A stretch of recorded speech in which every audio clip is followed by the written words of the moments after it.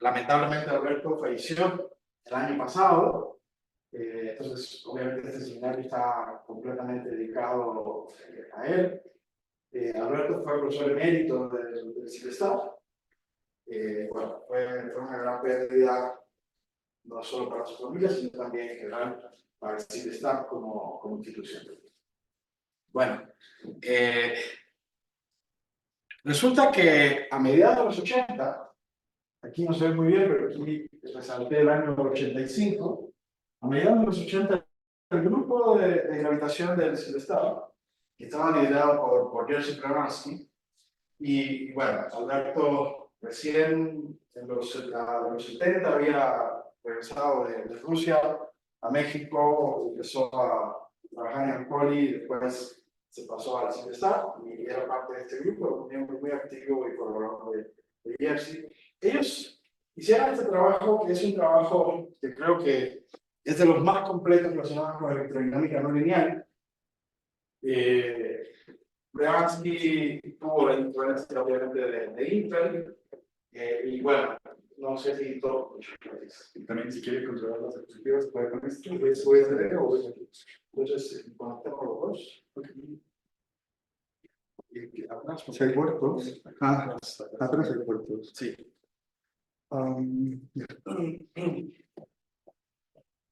Sí.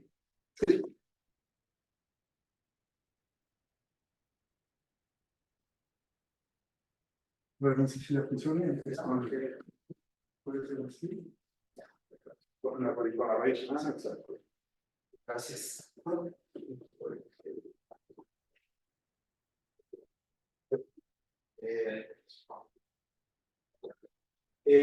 Bueno, Premansky empezó a trabajar en el electrónica mundial influido por Intel, que bueno, Intel con Born fueron los primeros que empezaron toda esta vorágine relacionada con la electrónica mundial y la posibilidad de que el electromagnetismo pudiera comportarse de manera lineal.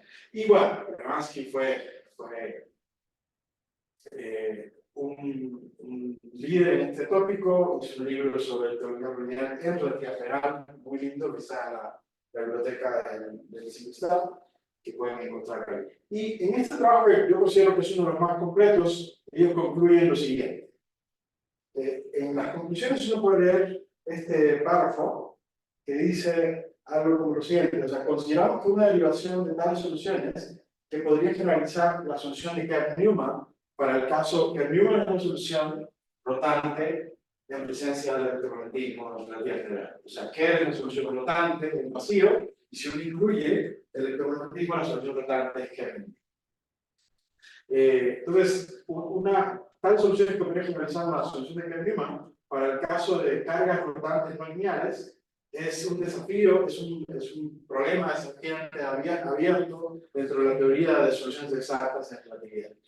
Alberto me contó que esta frase la escribió explícitamente Jerzy. Jerzy fue un campeón de soluciones exactas en relatividad general. Yo creo que probablemente es la persona que ha existido que más entendía las soluciones exactas de la relatividad general. Así que cuando Jerzy escribió algo como esto es porque él consideraba que realmente era un problema tremendo el que estaba viviendo. Bueno, afortunadamente, después de casi 4 décadas, este problema fue resuelto por Alberto García en estos 2 trabajos. Y para poner en dimensión cuál es de qué tamaño es el desafío que resolvió, vamos a recordar un poquito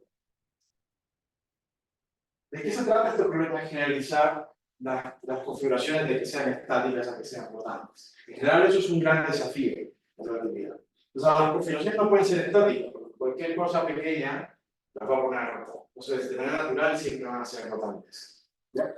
Pero entender cuáles son esas soluciones que son rotantes en relatividad general es un desafío muy grande. Entonces, por ejemplo, en relatividad general, si uno hace este esquema y trata de ver cuándo encontramos ciertas configuraciones estáticas y cuándo entendimos cómo eran las configuraciones rotantes, uno se encuentra con lo siguiente. La primera solución de la relatividad de la solución de Churchill fue en 1916, una solución de vacío de la situación estática. Bueno, resulta que tomó.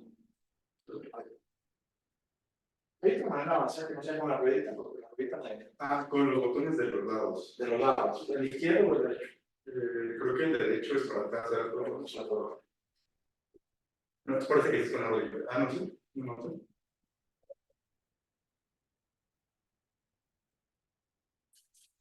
sé. No sé qué es eso. Ahí se está yendo hacia atrás.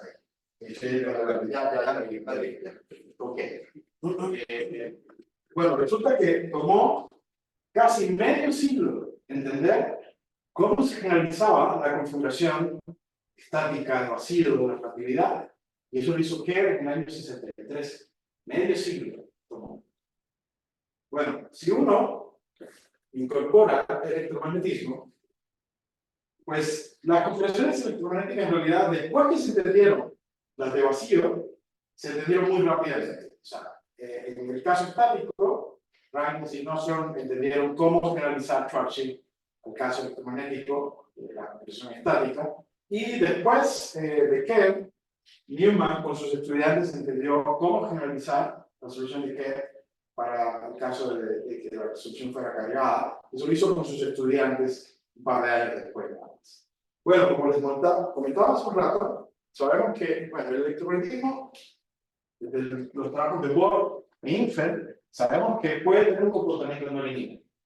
O sea, en ese sentido, uno podría entender, hay dos maneras de entender esto de la no linealidad. Una sería que, en efecto, la teoría fundamental que rige las interacciones electromagnéticas es no lineal y que solo a largo alcance tiene un comportamiento lineal, como de Maxwell. Eso no tenemos una comprobación experimental de eso, eso es una posibilidad abierta. Pero hay otra manera de entender también cómo aparecen las no linealidades que es a nivel efectivo. Cuando ustedes estudian el electromagnetismo, lo cuantizan microscópicamente, hay varios fenómenos que uno puede reentender como si el electromagnetismo tuviera un comportamiento efectivo no lineal. Entonces, así todo, que la teoría fundamental sea la de Maxwell, a nivel efectivo, el punto cuántico va a tener un comportamiento. Entonces, en este sentido, uno tiene que entender también cómo deberían comportarse las fuentes de presencia de gravedad cuando tienen este régimen no lineal. Bueno, entonces, aquí cito, hay muchos trabajos que encuentran configuraciones estáticas, de presencia de electromagnetismo no lineal o de electrodinámica no lineal. Cito este trabajo de Salazar García, una por ser un trabajo creo que fue más completo, estudiando configuraciones que no son rotantes, y también porque ellos son los primeros que plantean el desafío. De hecho, en ese paper ellos intentaban encontrar una configuración que fuera rotante y no lo lograron. Y entonces, desde ese trabajo, ese problema estuvo abierto todo este tiempo, desde el 85 que ellos plantearon explícitamente el problema, estuvo abierto todo ese tiempo, y este justo es el problema que resolvió Alberto García en el año 2021. ¿Ya? Entonces esto pone un poco en perspectiva el desafío que él enfrentó y que resolvió.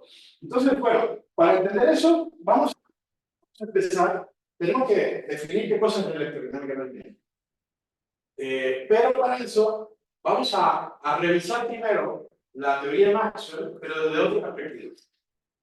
Vamos a revisar la teoría de Maxwell en lo que se llama, en esta formulación que se conoce como la formulación de Blavatsky también, pero es algo así como si fuera una teoría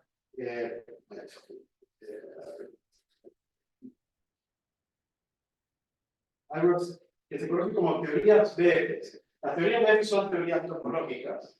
Eso quiere decir que en realidad la acción es como una especie de término de frontera, así que las ecuaciones de movimientos son triviales y las satisfacen configuraciones triviales. Pero si uno le agrega a eso algo más, deja de tener ese carácter topológico. Por eso es que se llama tipo BF, porque obviamente Maxwell no es una teoría. Entonces, el punto de partida, ¿cuál es? Uno parte aquí de las ecuaciones de Faraday que de manera covariante se puede escribir de esta manera. F es la intensidad del campo, y básicamente si uno la escribe como forma diferencial, lo que dice es que el diferencial de F es igual a 0, y eso implica localmente la existencia del potencial vector. Este es el potencial vector que estudiamos en los cursos de electromagnetismo, que ven en el Jackson, etc. Entonces, aquí están las dos, la componente escalar y vectorial, que están todas metidas acá. Así que esto tiene 4 índices, ¿no? Y esto tiene un par de índices, ¿no? Que toman 6 valores diferentes.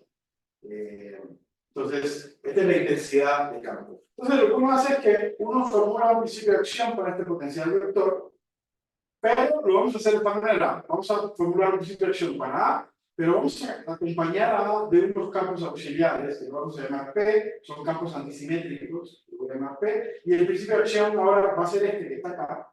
Fíjense, es proporcional al producto de F por P, y aquí está restado este invariante, puse lo llamé P caligráfico, que es el producto de P por P.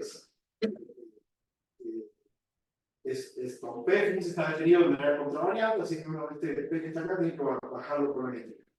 Bien, entonces si uno toma este principio de acción y lo varía con respecto a A, lo que uno tiene, A está metido acá, es el diferencial, F es el diferencial de A, así que si uno integra por partes, se integra esa derivada, actúa ahora sobre P, y uno puede escribir en formas diferenciales las ecuaciones de Maxwell de esta manera, como el diferencial del dual de P es igual a 0. El dual es esta cantidad que uno puede definir con la métrica, donde uno tiene formas que son, o sea, tensores que son antisimétricos, es una manera como de reajustar o de cambiar los componentes de esos tensores usando un programa.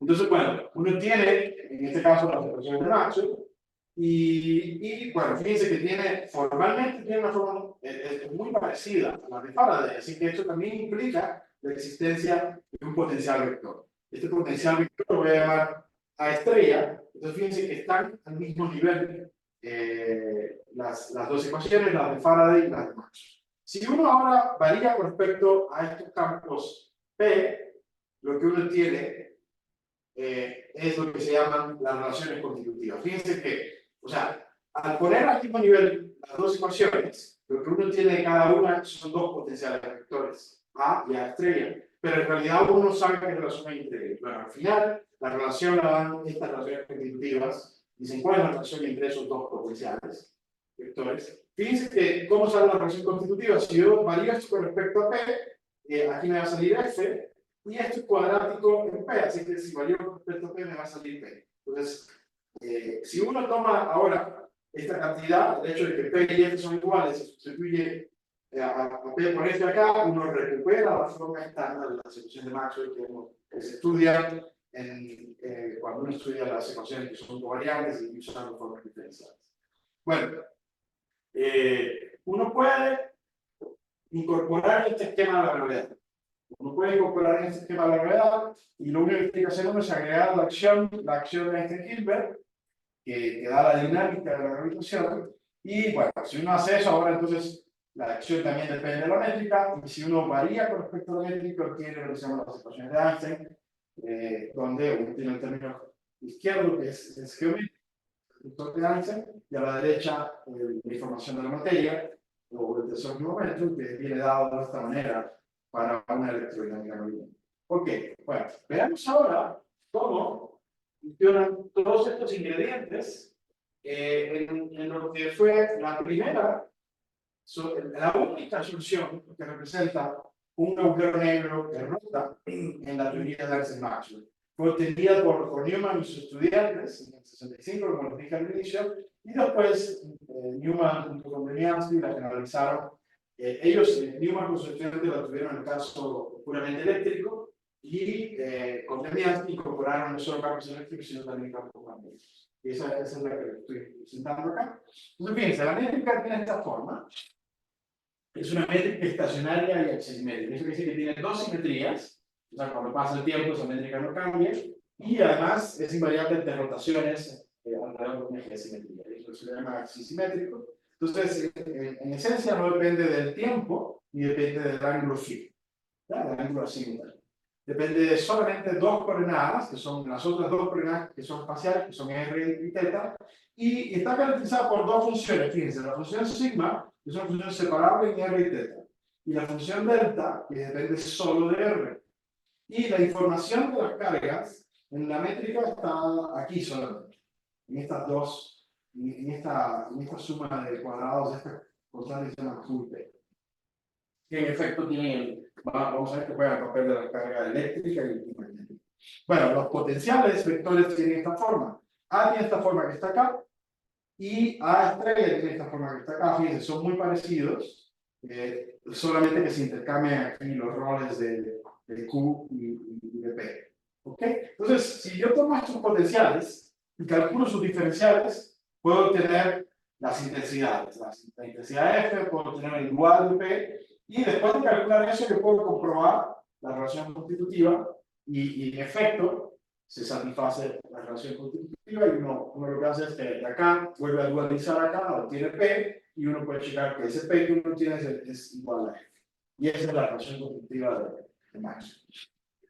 Bueno, ¿qué hacemos ahora para determinar la unidad? Bueno, vamos a usar el mismo esquema. Tomemos ese mismo esquema de Maxwell, pero repensemos cómo es que Maxwell es lineal, cómo podríamos incorporar comportamientos no lineales. Fíjense, en la situación de Faraday y Maxwell, juegan el mismo rol. Esto nos gustaría conservar, o sea, que jueguen el mismo rol. Entonces, si uno quiere incorporar una linealidad, básicamente tendría que hacerlo en la relación no constitutiva. Eso sería lo preferible. Y la razón por la que la relación constitutiva sale lineal es porque esto es cuadrático en P.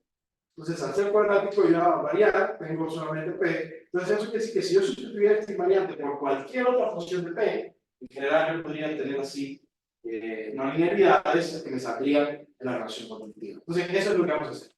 Vamos a cambiar esta cantidad en la acción, simplemente eso es lo único que vamos a cambiar. Vamos a cambiar este invariante por una función general de P. Si es una función general del tensor antisimétrico P1, necesariamente tiene que ser una función de los invariantes que puedo construir con P. Entonces puedo construir dos invariantes. Puedo construir el invariante P con P, que es el que está acá, el producto de P con P, pero yo puedo construir, a partir de P, puedo construir el dual de P. Y puedo hacer la contracción de dual de P con P. Y ese sería el otro invariante que es posible construir. Entonces vamos a hacer eso. Vamos a sustituir ese invariante P por una función general de esos dos invariantes, el producto de P con P y el producto de P con el igual de P. Y esta función nos va a caracterizar el tipo de electrodinámica precisa. O sea, para Maxwell ya vimos que H simplemente sería P. Pero si yo considero cualquier otra cosa que no sea eso, en general voy a tener contribuciones lineales, ya que cuando yo varíe con respecto a P, la acción, ahora la relación constitutiva cambia de esta manera. Y aquí es donde está metida realmente la no linealidad. Entonces fíjense que esto es muy ventajoso porque las ecuaciones de Faraday y Maxwell siguen siendo lineales, como en el caso de Maxwell, y uno las puede, las soluciones que uno conoce, por ejemplo, para Maxwell uno podría usarlas acá, y básicamente después uno incorpora la no linealidad aquí, las relaciones no constitutivas. Al hacer eso, eso va a cambiar también las ecuaciones de Einstein, porque ahora el tensor en momento tendría información de esta función acá. Entonces, esta función se conoce como la función de estructura fundamental, que es la que define qué tipo de electrodinámica precisa tengo. ¿Okay? Muy bien. Entonces, esta sería la manera, en esencia, de definir una electrodinámica no lineal que autogravita, o sea, que tiene incorporada a la gravedad. Entonces, veamos cómo estos ingredientes que estamos describiendo se realizan en este agujero negro flotante de García. Bueno, el agujero negro flotante de García tiene una estructura muy similar a la de Kerr-Newman. Fíjense, la métrica tiene exactamente la misma estructura. La función sigma es de nuevo la misma función separada en métrica delta. Y ahora lo que cambia es la función delta. Y la función delta ahora tiene un ingrediente extra aquí, que sería el aporte de la electrodinámica no lineal. O sea, cuando este parámetro es cero, uno recupera Kerr-Newman, Y bueno, cuando beta es distinto de 0, pues suma y cultura es que va a un ingrediente. Fíjense que ahora los potenciales, también vectores, también cambian. Antes teníamos aquí solamente coseno, cuando beta es 0, y ahora fíjense que tenemos este comportamiento, lo mismo aquí para R. Fíjense que toda esta función que está acá, antes, si antes era lineal en R, ahora es un polinomio cúbico en R. Y si pienso esto como una función de coseno de teta también, antes era lineal en coseno de teta y ahora es un polinomio cúbico en coseno de teta. Y lo mismo para A estrella, y de nuevo tenemos este rol donde se intercambia de alguna manera lo que es la carga eléctrica de la. Muy bien. Bueno, de estos potenciales vectores podemos calcular las intensidades del campo, el F, usando sus diferenciales, y el dual de P. Y ahora nos podemos preguntar, bueno, ¿qué pasa con las relaciones constitutivas en este contexto? Y nos encontramos con un problema. No sabemos cómo hacer eso. No sabemos cómo hacer eso porque resulta que Alberto demuestra que en efecto existe la función de estructura fundamental, pero no es una función elemental. O sea, yo no lo puedo expresar como una función elemental de sus dependencias, que son los dos invariantes de estos, P, carbohidrato, Q, carbohidrato. Entonces, bueno, eso causó una gran confusión, porque ¿qué es eso de que tienes una solución, de que tienes una electrodinámica, de que existe realmente esta función, pero no sabe checar las relaciones constitutivas? Entonces, ¿cómo lo podríamos dar la vuelta a este problema? Bueno, resulta que se le puede dar la vuelta a este problema. Y la manera de dar la vuelta es justo usando ese mismo trabajo que citamos al inicio. El trabajo que citamos al inicio, una de las cosas interesantes que hace este trabajo es proponer nuevos formalismos para la electrodinamia lineal. Unos nuevos formalismos para la electrodinamia lineal. Bueno, vamos a usar justo esos nuevos formalismos y vamos a ver que usando esos nuevos formalismos es posible decir con precisión cuál es la electrodinámica que hay detrás de este agujero negro que rota y que está magnetamente cargado. Ok, bueno, ¿cómo vamos a hacer esto? O sea, ¿de dónde viene este formalismo? Bueno, imagínense que ustedes tienen una métrica que les interesa y ustedes la escriben en una base completamente nula. Toman una base completamente nula. Para eso, uno puede tener solo dos vectores nulos en LI en un espacio-tiempo que es lorentziano, se viene siendo una menos más. Entonces, quiere decir que los otros dos tendrían que ser complejos conjugados, uno del otro, o sea, no podrían ser reales. Entonces, lo que vamos a hacer es lo siguiente: de todas las bases nulas que yo puedo tener, me voy a parar un sistema de referencia de los autovectores de los campos electrónicos. Autovectores de los campos electrónicos son nulos. Entonces, voy a pararme. Voy a tomar como bases voy a tomar bases que estén alineadas con los autovectores de los campos electrónicos. Si eso es así, entonces cuando yo escriba los tensores antisimétricos F y P en esa base, básicamente voy a tener una estructura muy simple, que va a ser esta de acá.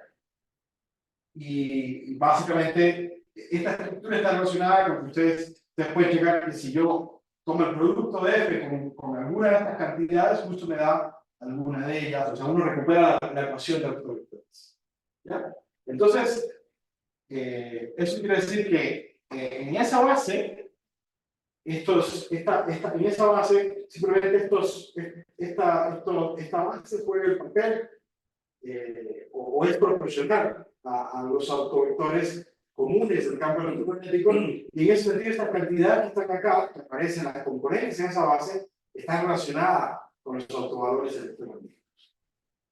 Entonces, fíjense, E sería algo así como la intensidad de campo eléctrico. Todos estos son invariantes, o sea, porque son componentes en una base tetradas, así que son invariantes. Entonces, esta es la intensidad de campo eléctrico, D sería la inducción eléctrica, B la inducción magnética, y H la intensidad de campo magnético.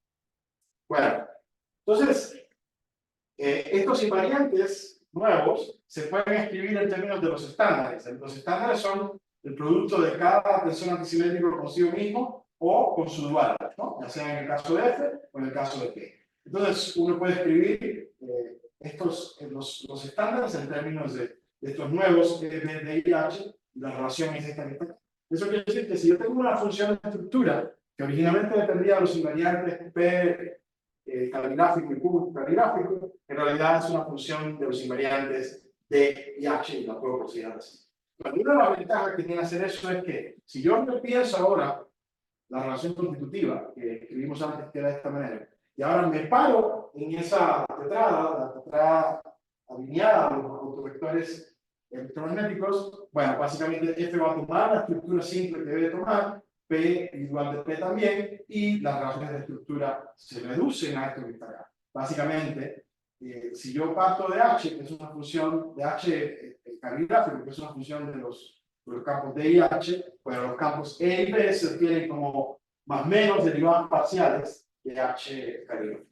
Entonces, tiene una forma más sencilla las relaciones constitutivas. Y fíjense que como básicamente son más o menos las derivadas, eso quiere decir que otra manera de escribir las relaciones constitutivas es escribir que, por ejemplo, el diferencial de H, escribir el diferencial de H, y donde quiera que están las derivadas parciales, sustituir las derivadas parciales en términos de los campos E y B. Entonces, esta es otra manera de escribir las relaciones constitutivas.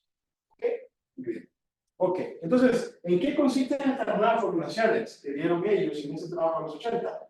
Ah, bueno, antes de ir allá, el otro ingrediente que faltaría aquí sería la separación de Einstein.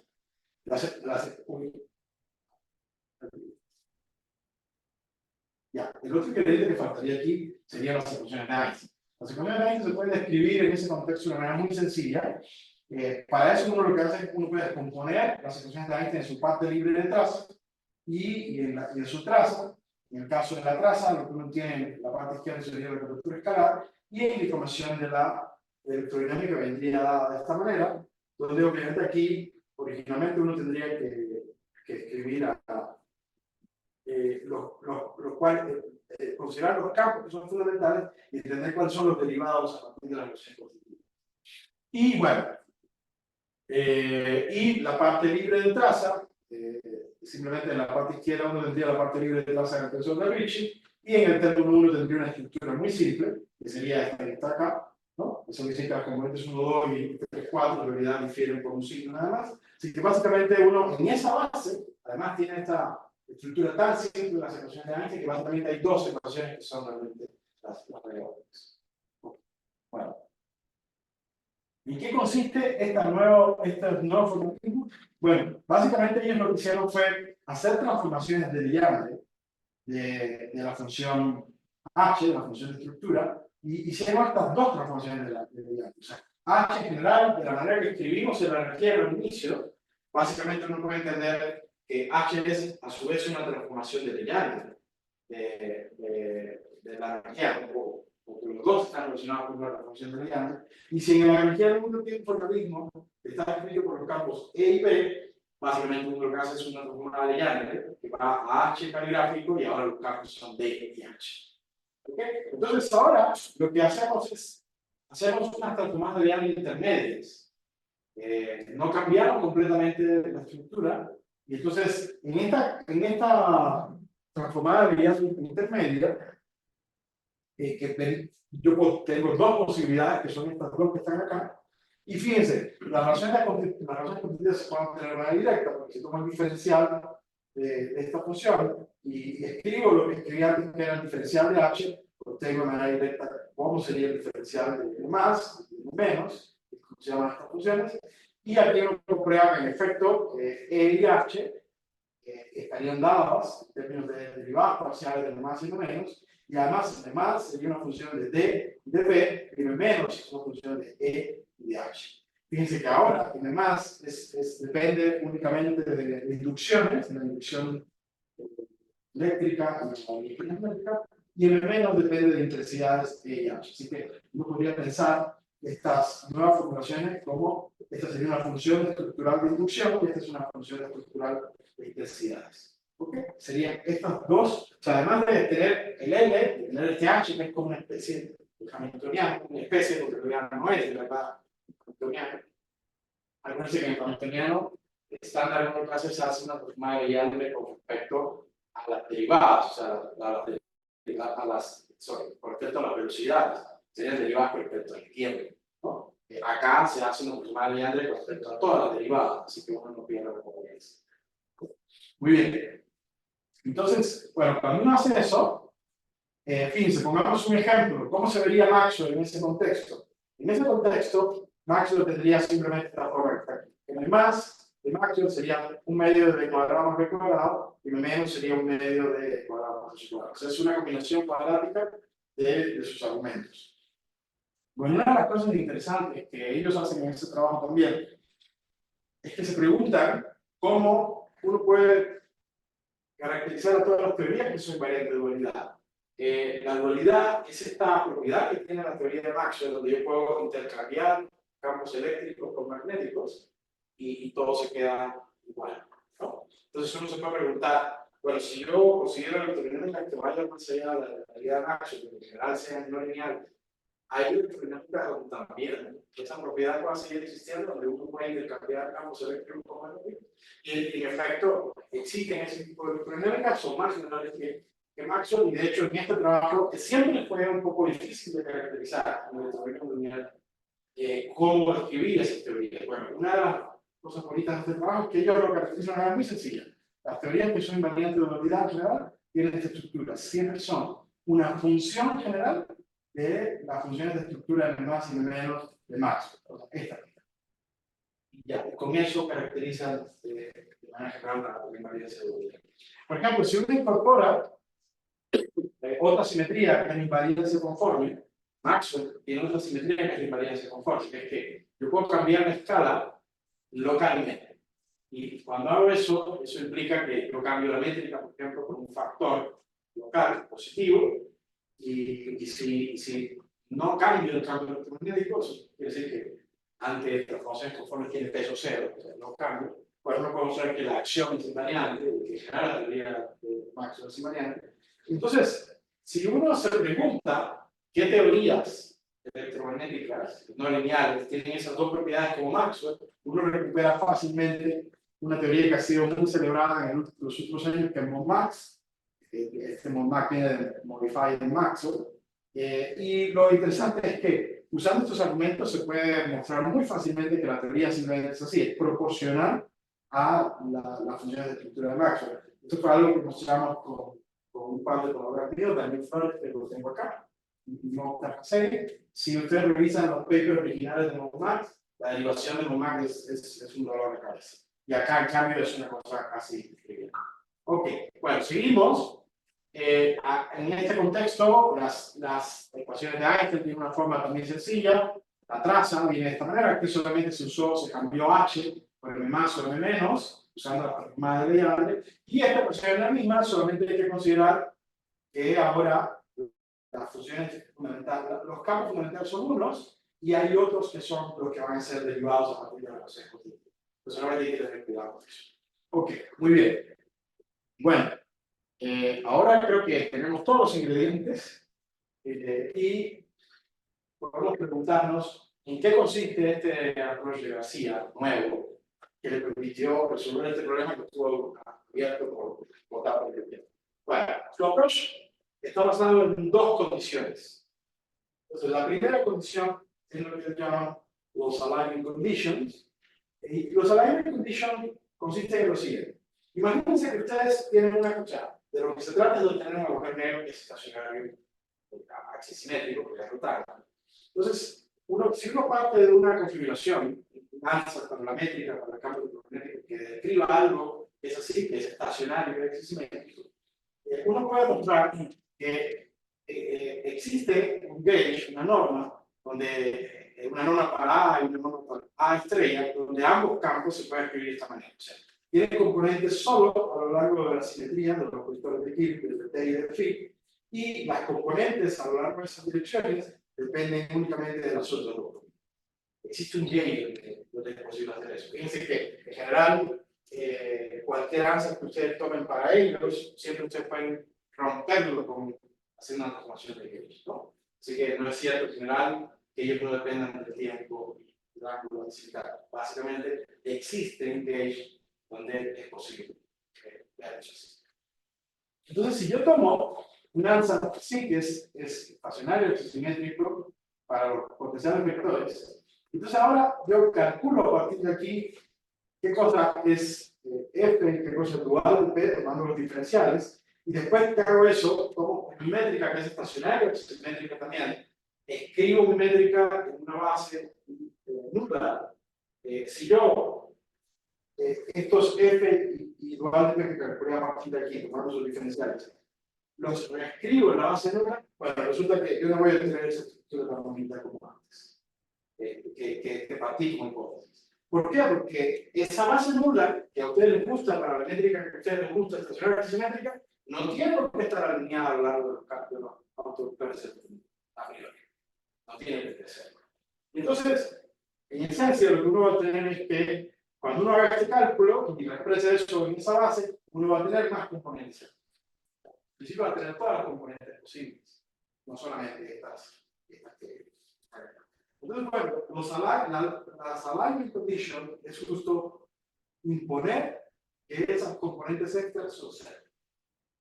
Entonces, si uno impone que esas componentes extras son cero, es una condición que está obligando a esa base, a esa entrada nula que usted de la cual se está a que esté en efecto alineada a lo largo de los vectores electrónicos.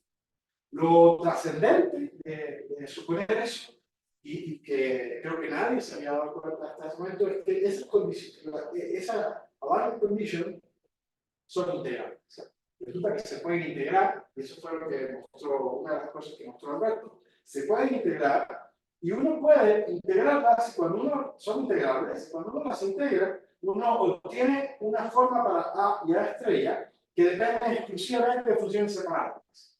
Funciones que dependen solamente de R o solamente de θ en cada caso. Entonces, esta es una de las cosas remarcables de lo que él hizo, que se dio cuenta que al imponer las alignment condition, las alignment conditions son integrales y uno puede describir los potenciales vectores A y A estrella que son compatibles con el alineamiento en términos únicamente de funciones que son separables. Para quien ha estudiado cómo se deriva la solución de Einstein-Maxwell, la solución de Kerr-Newman en Einstein-Maxwell, la derivación más bonita es una derivación debida a Carter. Y Carter básicamente lo que hizo fue lo siguiente, él no solo tiene una derivación bonita para Kerr-Newman, sino también para Kerr mismo, es la derivación yo creo más bonita.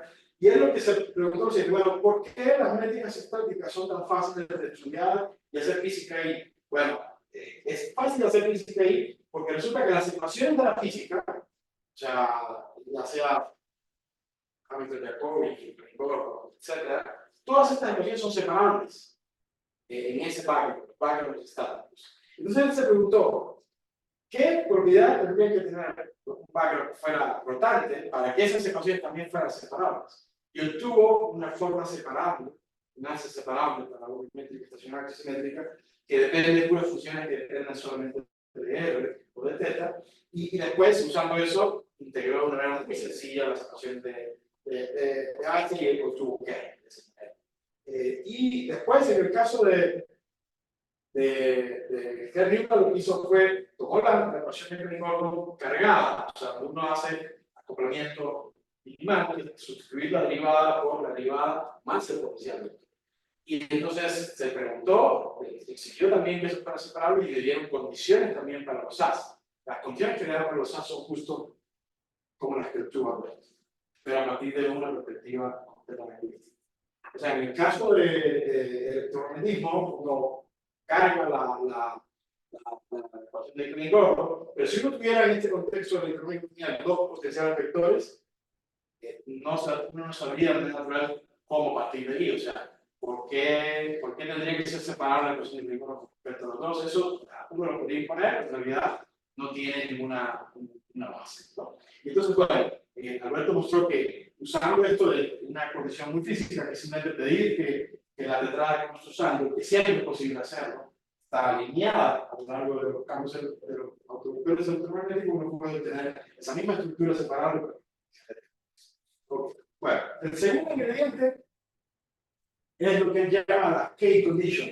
Las key conditions no son en realidad condiciones, son una condición son condiciones que tienen que imponer, que tienen que satisfacerse, o sea, no son algo impuesto, como en la condición anterior de la alignment condition. ¿Y qué consisten estas key conditions? O sea, son condiciones de consistencia, que tienen que satisfacerse. ¿En qué consisten estas key conditions? Bueno, consisten en lo siguiente. Fíjense, si yo tomo esta estructura separable que tuvimos de los alignment conditions para los potenciales vectores, para esa estructura de los as, mis campos van a estar alineados. O sea, van a tener componentes de esta estructura sencilla que demostramos. Y en esa estructura sencilla uno puede llegar a tener directa qué son estos campos E, B, D y H. Entonces, voy a tener estos E, D, B y H en términos de estas funciones de separabilidad y derivadas de estas funciones de separabilidad. Bueno, entonces, como tengo expresiones para E, D, B y H, yo puedo preguntarme qué pasa con las relaciones conjuntivas. ¿No? ¿Qué pasa con las relaciones conjuntivas?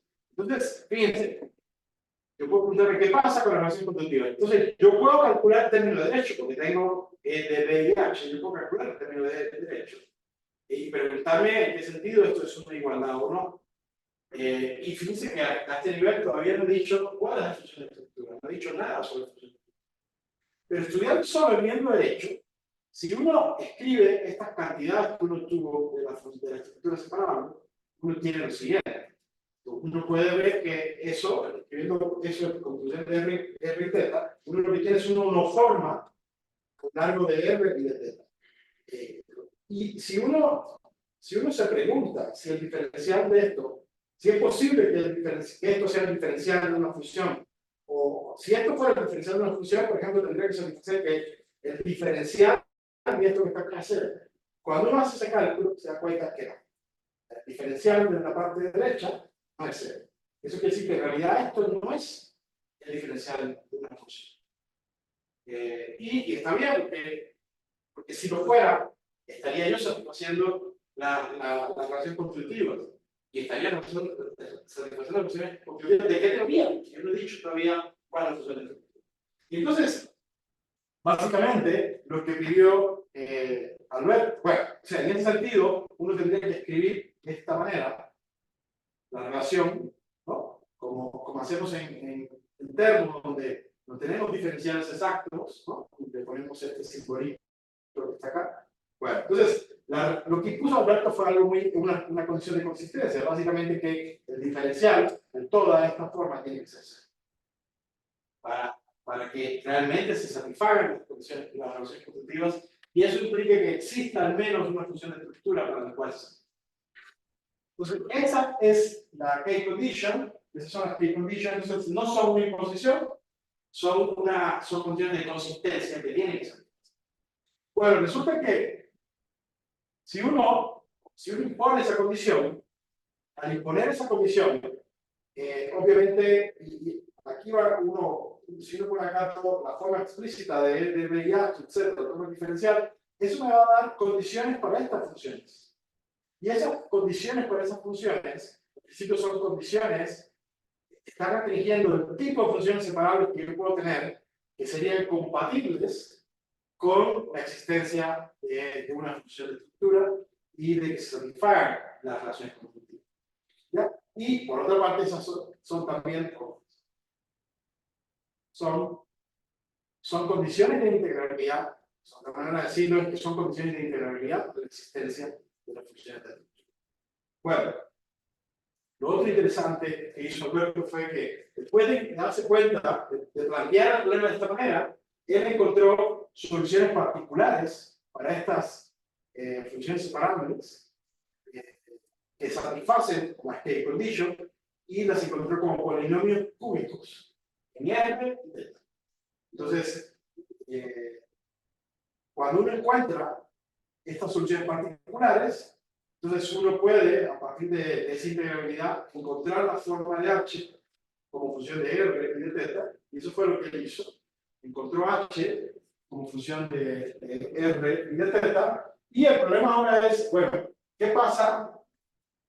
Yo tendría ahora que esa función de R y θ y usar junto con la dependencia que tengo aquí en D y H en R teta, invertir eso para poder escribir H por función de sus argumentos, que son D y H. Y eso es justo lo que no se puede hacer, porque las condiciones que aparecen o sea, que aparecen polinomios de alto grado, que son polinomios que no se pueden escribir, como sabemos del álgebra, no se pueden escribir en términos de funciones elementales. Y ese es el problema. Ahora, lo interesante es que si hacemos lo mismo para las otras funciones que acabamos de introducir, las m más y m menos, las case conditions tienen la misma forma. Cuando uno sustituye aquí estos campos, la restricción es exactamente la misma. Porque las restricciones no dependen del formalismo así. Y de esa manera uno puede integrar m más y m menos como función de r y teta. Pero ahora lo interesante es que cuando uno estudia si es posible invertir el problema o no, el problema es invertible y uno puede obtener las formas de m más y m menos en términos de los campos de I, B y E y H. Y la forma explícita que uno tiene es esta. Esta es la forma que van a tener las funciones de estructura, m más menos, van a ser. Primero va a tener una conclusión que va a ser la de Maxwell, después uno tiene más o menos la misma constante, y después uno tiene una función, la misma función, de dos argumentos, que depende en cada caso de los argumentos que tienen que ser, en el caso más y en el caso menos, y la función es esta, es una constante, y uno tiene menos este radical, que depende aquí de cantidades que son cuadráticas en las variables de delta. Y eso fue lo que mostré en este trabajo. Listo. Bueno, ya estamos terminando, ¿no? Bueno, resulta que si uno toma los... Para tener tiempo para preguntas, ¿puedes terminar en 2 o 3 minutos? En 5. Muchas gracias. Resulta que si uno toma los campos que les mostré al inicio de A y A estrella, en esta solución que les mostré, la relación que tiene con D, B y H es esta que está acá, y uno puede checar que si uno calcula eso y lo introduce aquí, en estas relaciones, las relaciones constitutivas para esas funciones de más y de menos que les acabo de mostrar, en efecto se satisfacen y el problema se cierra completamente. Entonces, bueno, o sea, dado que las ecuaciones de Einstein también se satisfacen, uno lo que muestra de esta manera es que en realidad estas soluciones son realmente soluciones genuinas de una electrodinámica no lineal para esas funciones de estructura que acabo de dar, y es la primera de su tipo en toda la literatura. ¿Listo? Entonces, bueno, estos son unos señalamientos finales. Una cosa interesante es que, dado que siempre las relaciones constructivas parecen derivadas, siempre están indeterminadas las funciones de estructura en términos de una constante. Esa constante, si uno la pone en la acción, se da cuenta que juega el papel de una constante como el otro. Entonces, en el segundo paper, Alberto generaliza esas soluciones al caso de constante cosmológica. Entonces, eso muestra de que sus soluciones con constante cosmológica están descritas por exactamente las mismas funciones de estructura. Otra cosa que uno puede hacer es lo siguiente: si uno toma estas integrales que están acá, por ejemplo, la integral dual de P, uno tiene justo el parámetro Q, y la integral de F, uno tiene justo el parámetro P, y eso lo que indica simplemente es que esas son la carga eléctrica y la carga magnética. Esa es la manera en que uno define las cargas en el contexto variable. Listo. Entonces, bueno, parafraseando la cita del inicio, uno puede decir que los métodos, los resultados resultantes, ¿no? que descubrió Alberto, generalizan la solución que tenemos para el caso de cargas flotantes no lineales, y abren la puerta a tener muchas más de estas configuraciones, así que puede uno considerar esto sin lugar a dudas como realmente un mito en la teoría de soluciones exactas. Y resulta que recientemente, gente también del CIESTAT, usando este mismo formalismo de Alberto, acaban de encontrar otra solución flotante, en este caso resolviendo la K condition usando polinomios que son cuádruplos. Y tienen un nuevo black hole cargado realmente Entonces, con esto yo concluyo